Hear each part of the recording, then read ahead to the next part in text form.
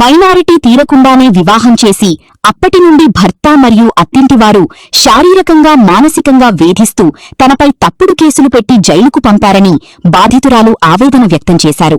Jail నుండి వచ్చాక బిడ్డను చూడనివ్వకుండా గెంటివేశారని, ఈ అన్యాయంపై ఎస్పీని కలిసేందుకు ప్రయత్నిస్తే అక్కడి పోలీసులు ఫిర్యాదు తీసుకోకుండా తనను అడ్డుకున్నారని ఆమె ఆరోపించారు. ప్రస్తుతం పండ్ల వ్యాపారం చేసుకుంటున్న తనపై అత్తింటివారు దాడులు చేస్తున్నారని, తల్లిదండ్రులు లేని తనకు ప్రాణహాని ఉందని ఉన్నతాధికారులు స్పందించి న్యాయం చేయాలని ఆమె వేడుకున్నారు. మాది కొండేగారిపల్లి. మైనార్టీ తిరగముందే పెళ్లి చేసింది గాక మళ్ళా బలవంతంగా లేనిపోని అత్యాచారాలన్నీ మోపుతూ నా మీద నన్ను జైలుకి పంపించి సంవత్సరం బాధపడేలా చేశారు. చేసిందాగాక బయటకు వచ్చిన తర్వాత నా బిడ్డగడకు పోతే మడ్డుగురు నన్ను పిచ్చి పిచ్చిగా వాగి ఇష్టప్రకారం మాట్లాడి చేసిందే కాక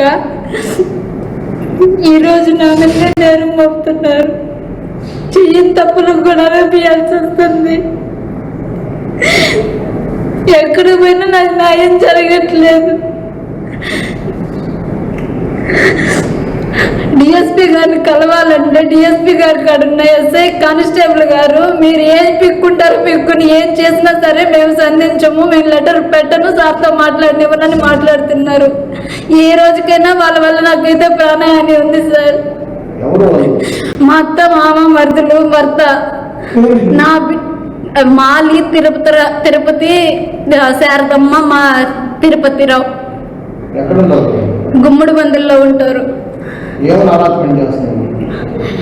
మా దగ్గర పడుకో అని చెప్పి పిచ్చ పిచ్చిగా మాట్లాడుతున్నారు. వాళ్ళ ఇష్టం వచ్చినట్టు నా తరపున మాట్లాడేదానికి ఎవరు లేరని వాళ్ళ ఇష్టారాజ్యం చేసి కొట్టి కడుపుతో ఉన్నప్పుడు కూడా చిత్రహింసలు పెట్టి కొట్టిందే కాక ఈ రోజు కూడా నా మీద నిందలు మోపిట్లా చేస్తున్నారు. నాకనేది ఎవరు లేరు. ఇష్టం లేని పెళ్లి చేసిందే కాక ఎవరు నా దగ్గరికి రారు, నన్ను పట్టించుకోవట్లేదు. అమ్మ నాన్న లేరు. వదిలేసేటప్పటికి అమ్మ నాన్న చనిపోయారు. నేను ఇప్పుడు పళ్ళ బండి పెట్టుకొని నా వ్యాపారం నేను చేసుకుంటే నా కాళ్ళ నేను నిలబడుతుంటే అందరూ ఏకారం చేస్తూ మాట్లాడుతున్నారు.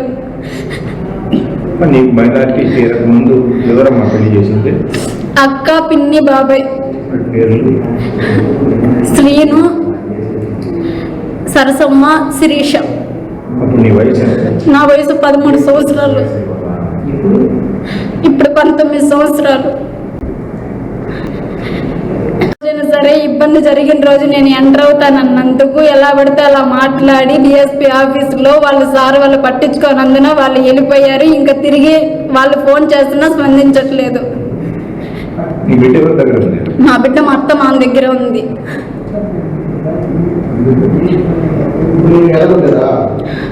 నన్ను లేనిని అంటే వాళ్ళ కొడుకు మంచివాడు కాదని చెప్పి నేను శుద్ధంగా ఉన్న వారవలేక కొట్టి గందరగోళం చేసి లేనిపోని రోగాలన్నీ తెచ్చిపెట్టిండ్రు.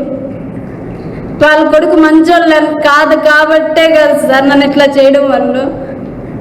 10 మందిలో పనికి పోయిన కాదు కూడా ఏమి అదే చేస్తారు సార్. మరీ విచిత్రంగా మా అత్త మామ భర్త మరుదుల వల్ల. కానీ నా బిడ్డకు అనేది ఏ రోజైనా అన్యాయం జరగద్దు అన్నందుకు ఇప్పుడు నా వెనక తిరగబడుతున్నారు. ఆ రోజు నేను చెప్పకముందే నా బిడ్డను నా కాని ఇంత దూరం చేసి నన్ను జైలు పంపించింది కాక ఈ రోజు వచ్చేసి నా బిడ్డను నేను వద్దన్నట్టుగా చెప్తున్నారు అన్ని దిక్కల్లా. మైనార్టీ తీరలేదని పంపించారు.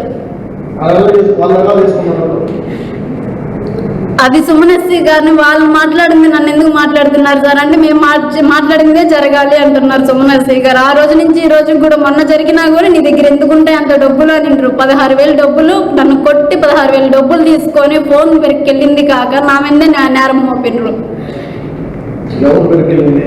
మా అత్త శారదమ్మ ఇక్కడ బంగారు కొట్ల సందు దగ్గర యాప చెట్టు కాడ కాయలు పెట్టుకొని అమ్ముకుంటుంటే నేను ఇలా చేశానన్న నేను బయటకు వచ్చేసి నాకు కాళ్ళ మీద నేను నీది ఒక బతికేనని చెప్పి మొహాన్ని ఊసి కొట్టి అవుతాను వెళ్ళింది సార్. వాళ్ళ వదిలిద్దరితోటే వచ్చింది పెళ్ళికని చెప్పి వెళ్ళారంట.